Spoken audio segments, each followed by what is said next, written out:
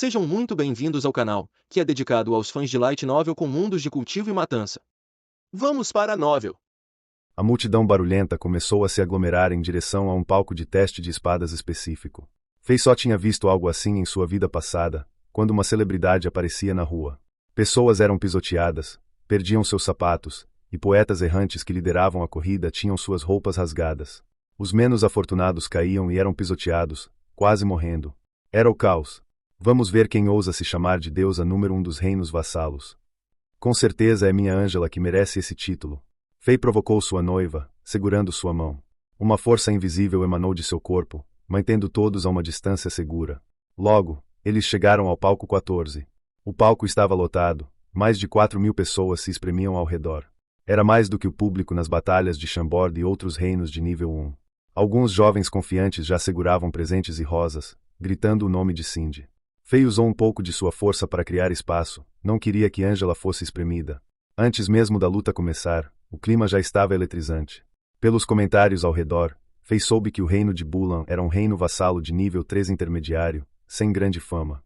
Mas, no dia anterior, a princesa Cindy de Bulan havia matado um mestre guerreiro de um reino de nível 2 com um único golpe. Isso chocou a todos. Meti Razi, o poeta errante número 1 do Império, passou e comentou que Cindy seria uma das top 3 nas finais do ranking. Como Meti Razi nunca errava, a fama de Cindy, já bela, disparou. Alguns poetas a chamaram de uma deusa número 1 dos reinos vassalos, e muitos homens se apaixonaram por ela. Em pouco tempo, sua popularidade rivalizava com as lendas Uma Espada e o Rei de Chambord. Meti Razi disse que ela estará no top 3. Fei ficou surpreso. Meti Razi aparecerá quando ele lutou contra os Cavaleiros Executores. Embora o homem não demonstrasse muito, Fei sabia que ele era poderoso, com força oculta. Se ele elogiou Cindy tanto, ela devia ter algum truque na manga. Conforme os rumores continuavam, Fei ficou curioso sobre a garota. Logo, as lutas começaram.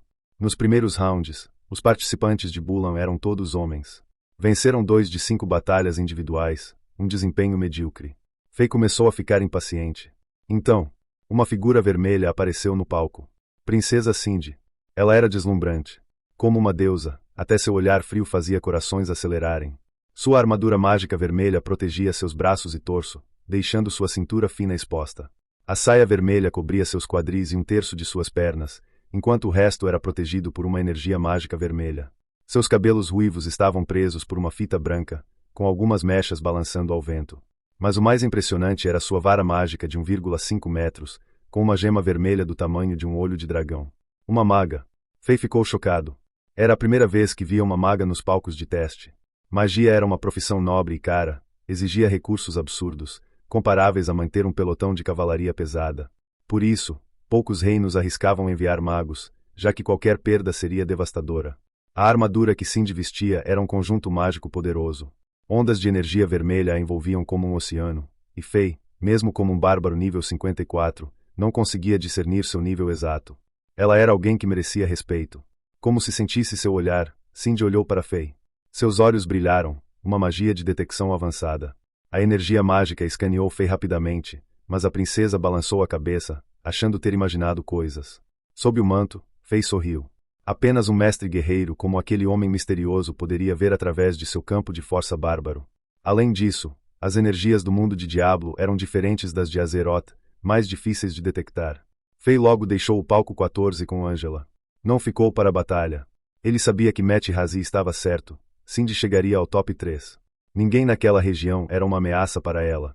Não esperava encontrar tantos talentos só querendo passar tempo com Ângela. Parece que essa competição não será tão chata quanto pensei. Fei começou a se interessar pelo torneio. Depois de explorarem outros palcos, era meio-dia. Eles entraram em um restaurante para um almoço tranquilo. Mas, assim que se sentaram, um toque de guerra ecoou pelo acampamento. Os 4 grandes exércitos do Império, Chicote do Senhor do Trovão, a Fúria do Senhor do Fogo, a Legião da Madeira Gigante e a Legião da Nevasca, começaram a se mover. Esse toque, a expressão de Fei mudou. É o sinal de alerta para a guerra total. O que aconteceu? A batalha entre Spartax e Zenith na fronteira mudou. O som de trombetas trovejou pelo acampamento e pela capital. Fei não estava mais no clima para um almoço relaxante.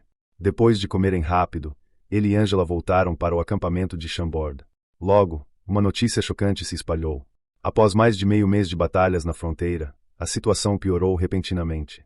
As tropas de Spartax romperam a linha de defesa de Zenit na cidade-chave de Hazer, no sul. A Legião da Neve Noturna, um dos 10 principais exércitos de Zenit, com 20.000 soldados de elite, foi aniquilada. O segundo maior general de Zenit, Bolunzan, recusou-se a recuar, sentindo que falhara com o imperador. Ele lutou até o fim com seus 100 guardas em Hazer. Agora, ninguém sabia se estava vivo ou morto. Em uma noite, Spartax enviou reforços maciços. Mais de 60.000 soldados de elite avançaram 150 quilômetros dentro do território de Zenit. 3 regiões do sul caíram. A estrutura política desmoronou. Milhares de nobres e oficiais foram massacrados. A guerra chegará ao coração de Zenit. Refugiados e soldados derrotados fugiam em direção à capital. Sem defesas adequadas, os soldados de Spartax avançavam como uma lança em chamas atravessando manteiga. Se avançassem mais 150 quilômetros, chegariam a São Petersburgo. A notícia aterrorizou a todos. O pior cenário possível havia se concretizado. Zenit estava à beira do colapso. Naquela tarde, relatos da frente de batalha chegaram ao quartel-general militar no sul de São Petersburgo. Rumores diziam que o imperador Yassin repreendera severamente os generais de Zenit. Agora, os altos oficiais estavam ansiosos e preocupados. Com o colapso da linha de frente, muitos nobres foram culpados e presos no palácio dos cavaleiros imperiais. Até a família do velho general Bolunzan, que lutara até o fim sem recuar, estava sob vigilância cerrada. À medida que mais batedores entravam e saíam da capital, cavalos morriam de exaustão por todo o território de Zenit. O povo do império estava em pânico. Alguns diziam que as tropas de elite de Spartax estavam a ponto de alcançar São Petersburgo. Outros afirmavam que o general Bolunzan, capturado, já se rendera ao inimigo. Havia até quem jurasse que o imperador Yassin estava à beira da morte. Nos rumores que circulavam, os nobres preparavam-se para fugir para o norte, e o Império Zenit estava prestes a desmoronar. Tudo era desesperador. Com os boatos, o acampamento ficou ainda mais caótico. Os mais de 30 reinos vassalos do sul foram os mais afetados. Seus reis e soldados quase incitaram um motim. Seus reinos estavam sob ataque. O fogo da guerra queimava suas terras, e seus entes queridos estavam em perigo. Os soldados de Spartax eram conhecidos por sua crueldade. Já haviam massacrado 100.000 civis de Zenit num único dia. Com tanto ódio entre os impérios, apenas ossos e terra queimada restavam onde os espartanos passavam. Nessas circunstâncias, alguns reis do sul estavam prestes a morrer de preocupação. Sem ânimo para continuar a competição, pediram permissão para retornar e lutar por suas terras. Outros reis esperavam que o império se pronunciasse. Muitos exigiram que reforços fossem enviados às 3 regiões ocupadas. Todos queriam expulsar os invasores de Spartax. Foi então que um nome ressurgiu nos lábios do povo. A deus da guerra de Zenit, Endril Arshavin. Com o imperador doente e incapaz de liderar, muitos depositaram suas esperanças nesse herói de guerra, que já matara incontáveis espartanos na fronteira. Apesar de ter apenas 35 anos, Arshavin possuía 20 anos de experiência militar. Sua legião de sangue de ferro era invencível, e os soldados de Spartax tremiam diante dele. Em pouco tempo, o apoio ao príncipe mais velho disparou. E, com isso, a disputa pelo trono mudou drasticamente. Antes, os 2 príncipes estavam equilibrados. Agora, a balança penderia para o deus da guerra, que muitos acreditavam ser a única esperança de Zenit. Enquanto o príncipe mais velho tinha um histórico brilhante, o segundo príncipe, Domingues, era apenas um filho bastardo. Sem méritos desde que chegará a São Petersburgo, só recebia apoio por ser o favorito do pai. Mas, com a saúde do imperador piorando a cada dia, o Acão louco Domingues estava prestes a perder a guerra sucessória para o deus da guerra em Arshavin, especialmente em momento tão crítico para o império. Enquanto o caos dominava o acampamento, Chambord permanecia calmo. Um dos motivos era sua localização no norte. Mesmo se São Petersburgo fosse conquistada, Chambord estaria segura. Era o benefício de ser um reino remoto e pobre. Os nobres que antes olhavam com desdém para Chambord agora desejavam ser camponeses para escapar da guerra. Claro, os guerreiros de Chambord amavam batalhas. Pirce, Drogba e Oleg já haviam expressado vontade de ir para a frente de batalha. Até Peter Sek, normalmente ponderado, considerará liderar os oficiais da lei e os cavaleiros do zodíaco na guerra, acreditando que a verdadeira guerra forjaria homens. Isso acontecia porque esses homens haviam ficado muito mais fortes, sua confiança disparara. Também porque tinham confiança absoluta em seu rei. Fei simplesmente expulsou esses caras. Ele odiava a guerra. Mesmo que ela viesse, Chambord seria o último reino convocado. Fei estava absolutamente certo. Enquanto a capital inteira fervilhava em caos, antes do pôr do sol chegaram as ordens do imperador Yassin e do quartel-general. 1. O príncipe mais velho Endril Arshavin foi nomeado comandante-chefe. 2. Ele lideraria sua legião de sangue de ferro mais 2 das 10 principais legiões, Chicote do Senhor do Trovão e Ofúria do Senhor do Fogo, totalizando 50.000 soldados. 3. Partiriam para a frente de batalha em 3 dias. Com a ordem, o caos acalmou-se. Logo veio outra determinação. O Império rejeitou os pedidos dos reinos do Sul. Todos deveriam permanecer no acampamento e continuar a competição. Devido à guerra, o formato mudaria. As próximas rodadas de desafio foram canceladas.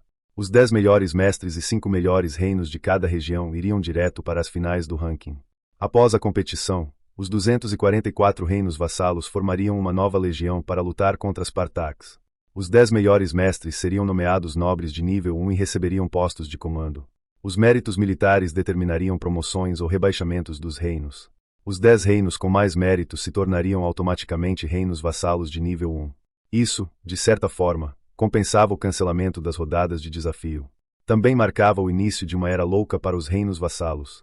As rodadas de desafio beneficiavam os reinos antigos e poderosos, com suas conexões em São Petersburgo.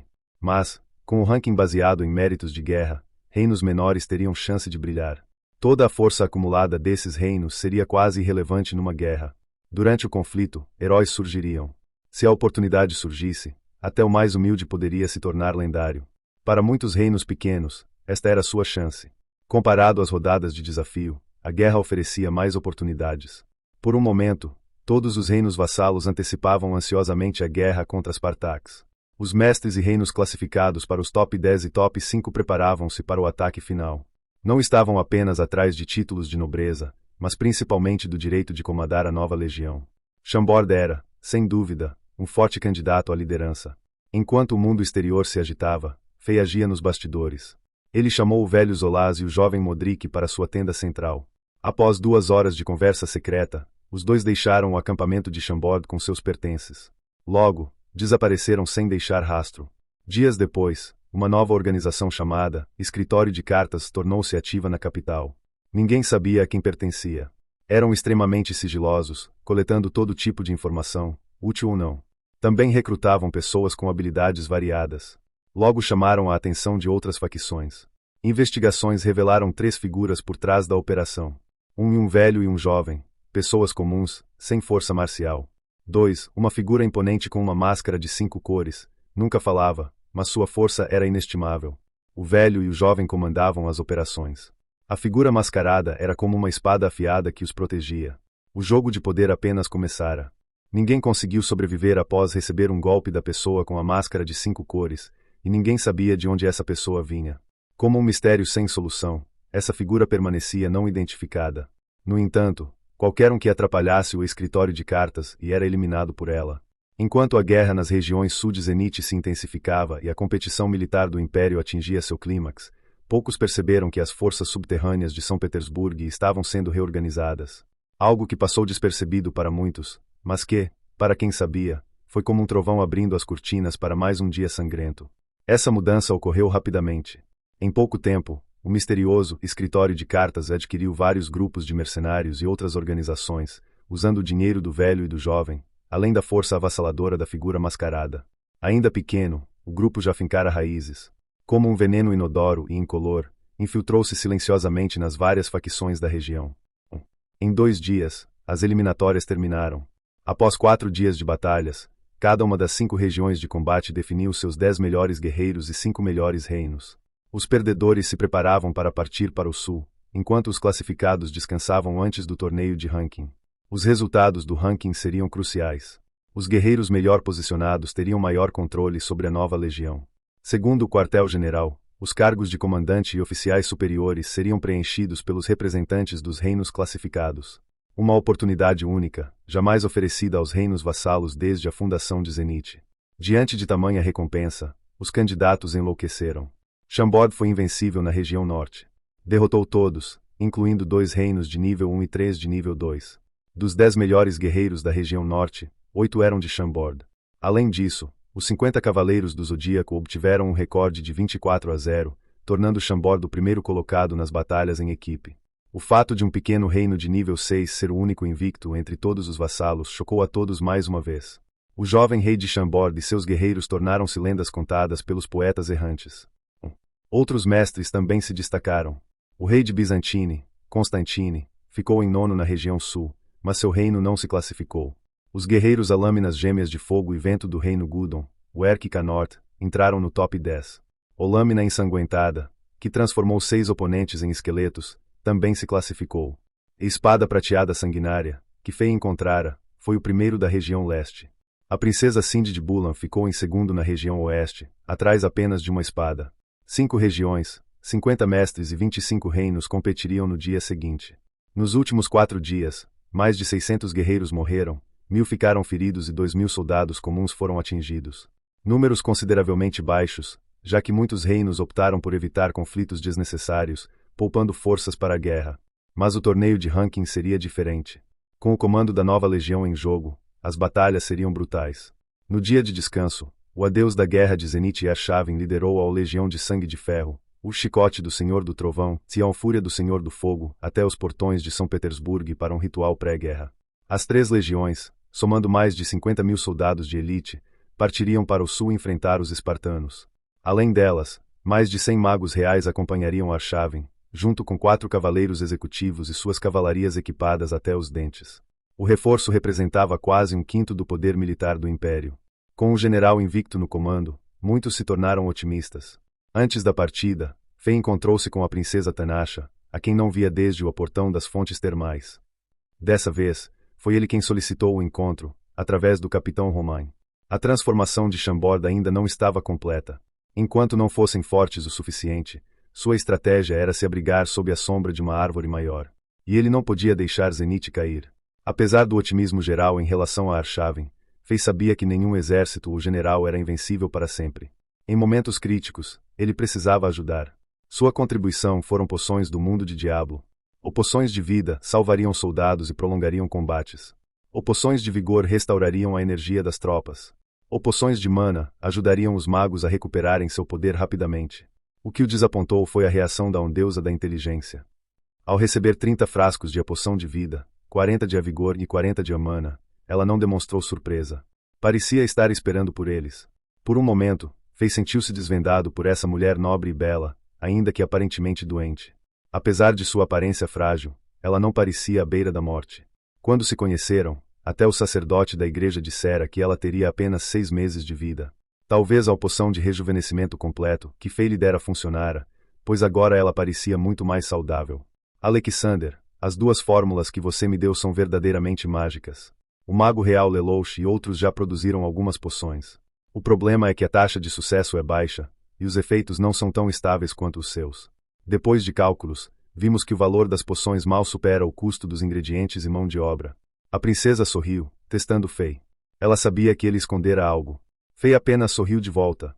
As fórmulas que ele entregará no portão das fontes termais haviam sido modificadas por Akara e Caim.